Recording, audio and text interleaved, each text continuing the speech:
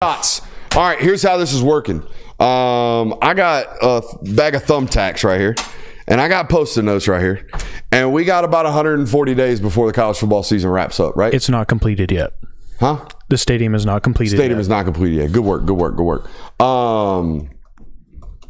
We got Post-it notes. We got takes to give. We got a wall to stick them on. We're going to pull these takes up off the wall at the end of the year. So here's how this goes. This segment's called Call Your Shot. You got 5 opportunities to call your best take, and we're going to put it on the wall. Call your shot number 1 for me. I think the SEC Championship Games participants goes down to a coin flip. Oh, wow. Oh, that is quite the shot to call off the rip. We were so close to this happening last year. Not by really. The way. I mean, kind of.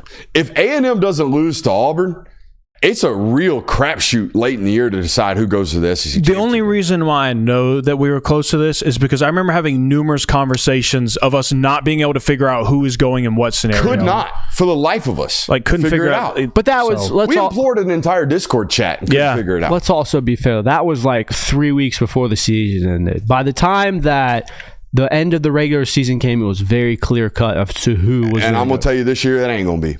Because I'm looking at a bunch of college football teams, especially in the SEC, that have schedules and holes on their roster that indicate to me you will not be a perfect football team. For sure. So you're not going 12-0. You're more. I think we're going to have a bunch of football teams 10-2 to 9-3 range. I think we're going to have a tough time deciding who's even. Like last year was clear cut. Texas was the one, and then Georgia and A&M had to points their way into who's going to the SEC championship game. No. Towards the end of the season. Whoever it was, the second place spot was up for points. Georgia got in based off the criteria. No, they got in because Texas A&M got beat by Texas and Oklahoma beat Alabama. They weren't tied with anyone. That's what it was. But if all 3 of those teams end up regular season 10-2, we go down to those point systems, and yes. I think this year we've got 4 or 5 teams that end the year 10-2 is what I'm trying to tell you. That's my first call. That's a much better take than it comes down to a coin. There's like 7 steps. No, it's coming down to a coin flip. That's the take. All right. You go ahead. You want me wrong. I'll just kind of ease my way into this first. I think neither Jeremiah Smith or Ryan Williams are in New York for the Heisman Trophy this year. I get a fair one. I'm more for Jeremiah Smith being a year 3 Heisman finalist, and the same goes for Ryan Williams. I don't think that either one of them will be a Heisman finalist this year. These sticky notes aren't very sticky. Do you young people need a writing utensil? I can grab one real quick. Okay. Sometimes you don't carry pencils around.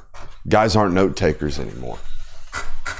You know, I'm a firm believer in the hard script note. Hey, don't even act like I didn't have to put you on game with taking notes. Don't even sit over there and try to take credit right now off camera for having your pencil and your pad, because I had to put you on game the first day you showed up here without anything to write on. All right, so y'all write yours down. Kirby, you got to give me your first one. Yes, so if you follow me on Twitter, you'll notice that some of these might be recycled because I've been doing 50 takes ahead of the college football season before it begins. But the first take I'm going with is that Nebraska will have a winning record in 1-score games this year. If you know anything about Nebraska football, they don't win 1-score games, no matter if it's against Ohio State or San Jose State. They don't win it. They have a winning record in it this year. You can put it on the board. Hell yeah, love that. My bold take, or my call your shot number 2, Lenore Sellers will be QB1 in the NFL draft. Oh, okay. Not pick one because I don't know how that's going to work. I don't know what positional needs whoever's the worst loser in pro football is going to be. But QB1 is going to be Lenore Sellers in the NFL draft. Oh, wait, we're doing all these on one sticky note. Precisely. I'm going to need another sticky note. Wait, why?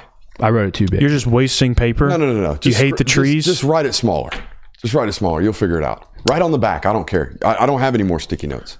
Second one I have. Oregon is a first-round playoff exit yet again this year. I think there's something to be said about a team just kind of walking their way through a regular season and then having to ramp it all the way back up in the college football playoff. I mean, it's the same thing as it was last year for them. I think that the Oregon Ducks are going to make the playoff, but they are going to be a first-round exit this year again. Take number 2.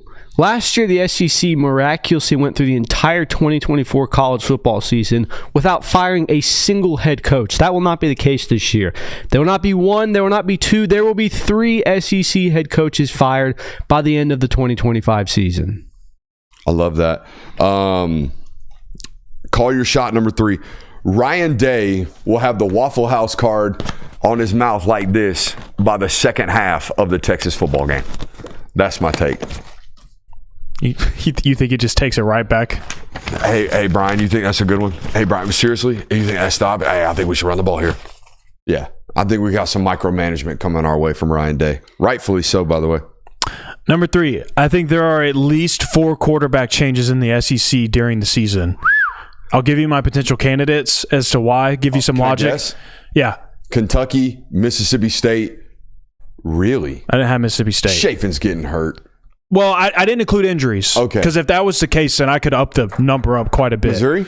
Missouri has one of them. Kentucky is one of them. Auburn, kind of my dark horse there. I think there's a good chance that you see some Deuce Knight this year. And Tennessee as well. I could see a world where Joey Aguilar, they get to a point of season where Joey Aguilar, you don't need to be the starter anymore. Let's look at George McIntyre or let's get Jake Merklinger out there. So I think that there's going to be at least 4 quarterback changes during the season in the SEC this year. Going to the ACC with this next take, the Louisville Cardinals will begin the season 5-0, yet they will miss the college football playoff. Sorry. It's okay. Call your shot number 4. Arch Manning's stat line. You ready? Uh-oh, here it is. Lord. 4,200 yards passing, 400 yards rushing, 12 total turnovers. 12 total? Total. That's fumbles and interceptions included. Okay. I could see that. Do you have the fumble to interception ratio? He gonna throw 9 picks. Only 3 fumbles? 3 fumbles lost. Put it on the turf 6-7. That's a fair one. Yeah. I'm not against that.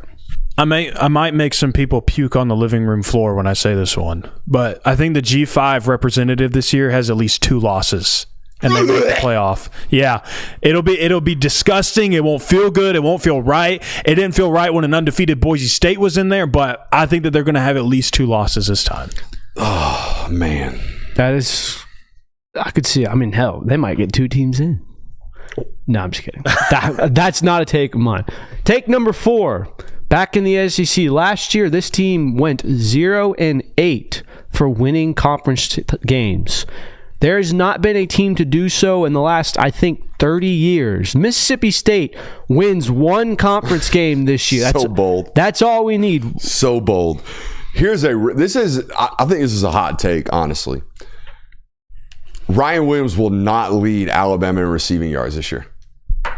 Ooh. And here's my thought process. First of all, Jeremy Bernard was close last year to getting him in that system with what they had going on. All right, this year they're returning. We've talked about it. They're returning much more to DeBoer's roots. I think their system will look a lot more like what it looked like at Washington than it did whatever option quarterback-based run game they were creating last year with Milroe at quarterback. And if you go back and look at his Washington days, the ex-receiver in that offense, now I know it was Rome Odunze, and I know that Ryan Williams is a better football player than Jeremy Bernard, but he had 30 more receptions than Jalen McMillan, who is not a bad football player. All right, it was noticeable rep share and target share towards that X in that offense. Jeremy Bernard, I'm talking maybe beat him by like 30 yards. Both go for 900 plus. That's not a bad take. My final prediction for this season.